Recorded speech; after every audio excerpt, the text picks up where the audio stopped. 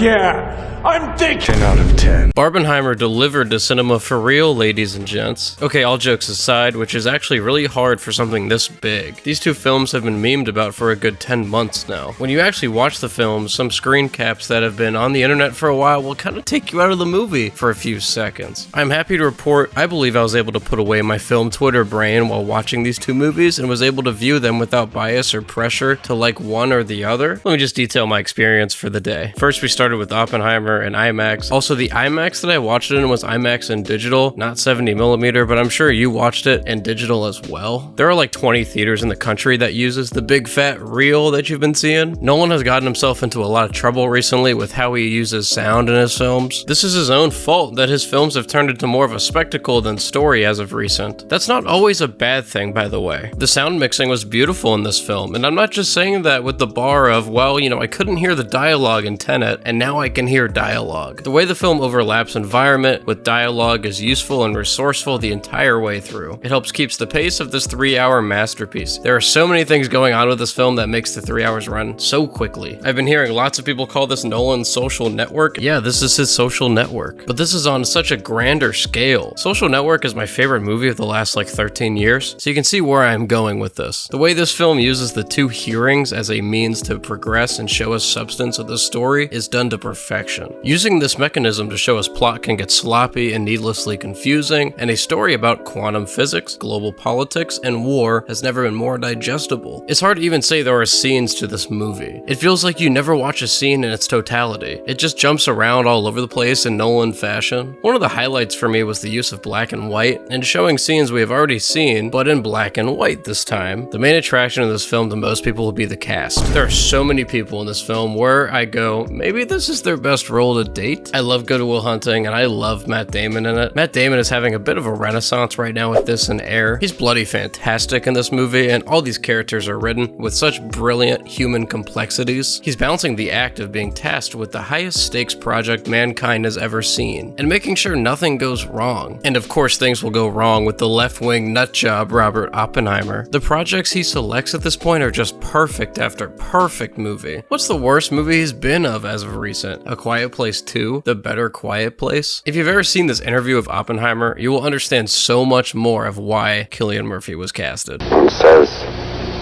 now I am become death, the destroyer of worlds. This is where the meme of his face kind of comes from. Look how haunted this man is by the aftermath of his creation. I don't know if there's a better actor today at demonstrating the nuances of facial expression like Cillian Murphy. The way they age and de-age Cillian as well is so seamless. There are like 30 A-listers in this movie, so I'm going to try and keep this brief on my favorite performances of the movie. Robert Downey Jr., enjoy your Best Supporting Oscar. This is your moment. Ryan Gosling will be your only competitor this year, and Robert Downey Jr. has a commanding lead. This is one of those movies where all the A-listers are at the top of their game. Robert Downey Jr. has been Iron Man, and then the first role he takes is Dr. Dolittle afterwards.